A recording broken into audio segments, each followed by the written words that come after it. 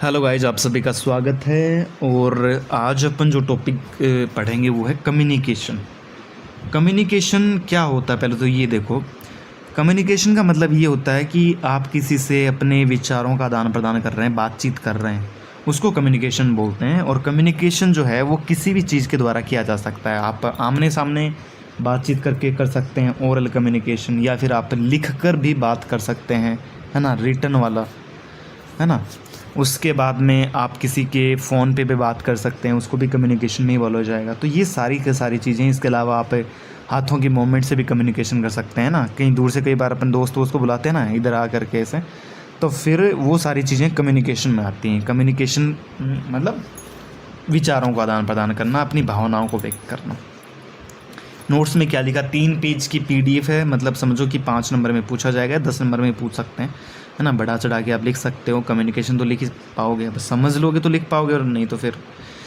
तो कम्युनिकेशन एक प्रोसेस होती है। प्रोसेस मतलब वो चीज़ करेंगे अपन जिसमें information, ideas, thoughts, feelings and emotions को एक्सचेंज किया जाता है। कम्युनिकेशन एक प्रोसेस है जिसमें किस चीज़ को एक्सचेंज करेंगे, मतलब किस चीज़ का आदान प्रदान करेंगे। कोई इन्फॉर्मेशन हो सकती है, आपस में देनी है। कोई आइडिया आप किसी के साथ शेयर कर सकते हैं, कोई विचार है आपका वो किसी को बता सकते हैं, आपकी फीलिंग शेयर कर सकते हैं, है ना, इमोशंस को शेयर कर सकते हैं। ये सारी चीज़ें आती हैं किसमें, कम्युनिकेशन में। इसको करने के लिए फॉलोइंग टूल इस्तेमाल हो सकते हैं। तो कम्युनिकेशन करने के लिए टूल होंगे। कौन से टूल होंगे? आप स्पीकिंग करके कर सकते हैं, आप राइटिंग करके कर सकते हैं, आप पोस्चर से बता सकते हैं, एक्शन करके बता सकते हैं। ये सारे के सारे जो होते हैं वो इनको एक्सचेंज करने के तरीके हो सकते हैं। अपने जो विचार हैं, अपनी जो इन्फॉर्मेशन, अपने जो आइडिया हैं, वो सारी चीज़ें कम्युनिकेशन के अंदर आती हैं ना। तो उस चीज़ को अपन आदान प्रदान करने के लिए स्पीकिंग, राइटिंग और पोस्चर एक्शन का इस्तेमाल कर सकते हैं व्यक्त करने के लिए। एवरी कम्युनिकेशन का ऑब्जेक्टिव होता है, मतलब हर एक कम्युनिकेशन का कोई ना कोई महत्व होता है, करने के पीछे कारण होता है। मैसेज को एक पर्सन से अनदर पर्सन तक कन्वे करना, मतलब आपके मैसेज है आपके पास में, उसको एक इंसान से दूसरे इंसान तक पहुंचाना, आपसे किसी दूसरे इंसान तक पहुंचाना, ये इसका क्या होता है, ऑब्जेक्टिव होता है। ठीक है।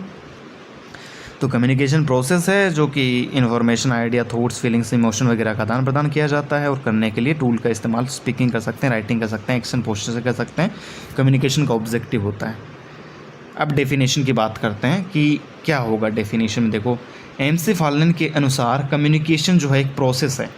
वही बोल रहा है MC फॉलन भी कि कम्युनिकेशन एक प्रोसेस है जिसमें ह्यूमन बीइंग, है ना, इंसान जो है वो मीनिंगफुल इंटरेक्शन करता है। मीनिंगफुल, जिसका कोई मतलब होगा, ऐसा इंटरेक्शन करेगा। या फिर एक प्रोसेस है जिसमें मीनिंग को प्रिजर्व किया जाएगा एंड अंडरस्टैंडिंग को पीपल के बीच में रीच करवाई जाएगी। मतलब कोई मीनिंग है किसी बात का, उसको प्रिजर्व करेंगे अपन, और उसके बाद में जो समझता है, समझदारी, अंडरस्टैंडिंग है, वो लोगों के बीच में पहुंचाई जाएगी। ये कम्युनिकेशन एक प्रोसेस होती है। ठीक है, जिसमें मीनिंग को प्रिजर्व करते हैं अपन और अंडरस्टैंडिंग को लोगों के बीच में पहुंचाते हैं। तो MC फॉलन कहता है प्रोसेस है, ह्यूमन बीइंग मीनिंगफुल इंटरेक्शन करता है ना, किसी के साथ में जो काम की चीज़ है मीनिंगफुल, वो इंटरेक्शन करेगा। न्यूमैन एंड समर के अनुसार कम्युनिकेशन एक प्रोसेस है जिसमें फैक्ट्स, आइडिया, ओपिनियंस, मोशंस का एक्सचेंज किया जाएगा बाय 2 और मोर पर्सन्स।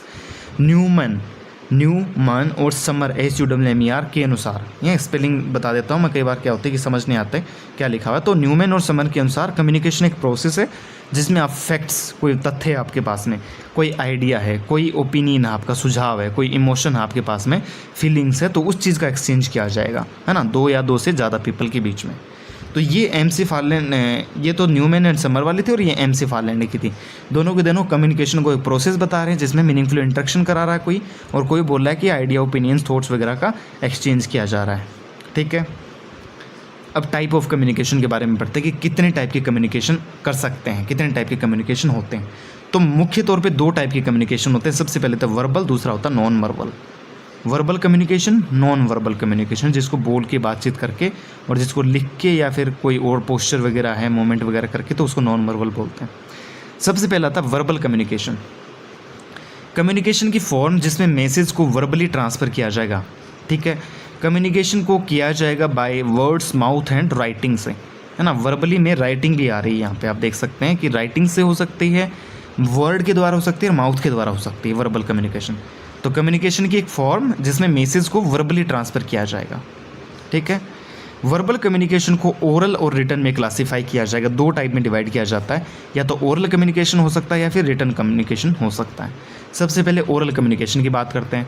इस प्रोसेस में information, ideas, thoughts, emotion, feelings को वर्बली ट्रांसमिट किया जाएगा बाय स्पीकिंग वर्ड्स। तो ओरल कम्युनिकेशन प्रोसेस में आप इन्फॉर्मेशन को, आइडियाज़ को, थॉट्स को, इमोशन को, फीलिंग को वर्बली ट्रांसमिट करोगे, है ना, बोल करके, स्पीकिंग वर्ड के थ्रू ट्रांसमिट करोगे। ओरल कम्युनिकेशन में इंक्लूड किया जाएगा face to face conversation, telephone conversation, discussions, presentation, ETC etcetera. तो ओरल कम्युनिकेशन में किसको इंक्लूड करेंगे आप? फेस टू फेस अगर कन्वर्सेशन हो रही है, आमने सामने बातचीत हो रही है उसको, टेलीफोन की कन्वर्सेशन को, हाँ टेलीफोन से कन्वर्सेशन कर रहे हैं उसको, डिस्कशंस को, डिस्कस कर रहे हैं कोई चीज़ को लेके, और प्रेजेंटेशन आप दिखा रहे हैं कोई चीज़ करके, तो उस चीज़ को इनमें शामिल किया जाएगा ओरल कम्युनिकेशन के अंदर। फिर आता है रिटन कम्युनिकेशन। अब रिटन कम्युनिकेशन के अंदर क्या होता है? इन्फॉर्मेशन को ईमेल, लेटर्स, बुलेटिन्स के थ्रू ट्रांसमिट किया जाएगा। रिटन कम्युनिकेशन के अंदर इन्फॉर्मेशन को आप ईमेल के थ्रू, लेटर के थ्रू, बुलेटिन के थ्रू आप ट्रांसमिट करोगे लिख करके, ठीक है। उसके बाद में सेकंड टाइप आता है नॉन वर्बल कम्युनिकेशन। अदर को इन्फॉर्मेशन कन्वे करने के लिए इन्फॉर्मेशन, आइडिया, फीलिंग, इमोशन, ये आपकी जो इन्फॉर्मेशन है ना, उसको आपको क्या करना है? कन्वे करना है, ट्रांसमिट करना है बॉडी लैंग्वेज से, सिग्नल दे करके और फेशियल एक्सप्रेशन का यूज़ करके। तो नॉन वर्बल के अंदर आप किन किन मेथड का यूज़ करोगे? इसके अंदर आप इन्फॉर्मेशन को कन्वे करने के लिए बॉडी की लैंग्वेज बताओगे, एक तो है ना, सिग्नल के बारे में सिग्नल दोगे, फेशियल एक्सप्रेशन का यूज़ कर सकते हो, ठीक है। ये सब चीज़ें इसमें आते हैं। नॉन वर्बल कम्युनिकेशन का यूज़ इंटेंशनली और अनइंटेंशनली किया जा सकता है, मतलब आप जानबूझ के भी कर सकते हैं और अनजाने में भी कर सकते हैं इसका यूज नॉन वर्बल कम्युनिकेशन का, ठीक है। तो ये एक मेथड होता है नॉन वर्बल के अंदर। Type of non verbal communication, अब टाइप कौन कौन से हैं देखो नॉन वर्बल कम्युनिकेशन के। Facial expressions, facial expression communicate करेंगे हैप्पीनेस को, सैडनेस को, fear, anger and other emotion को।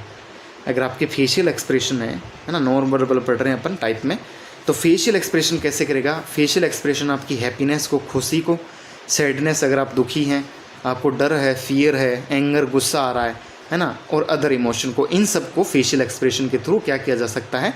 एक्सप्रेस किया जा सकता है या फिर कम्युनिकेशन किया जा सकता है इसकी हेल्प से। Happiness, sadness, fear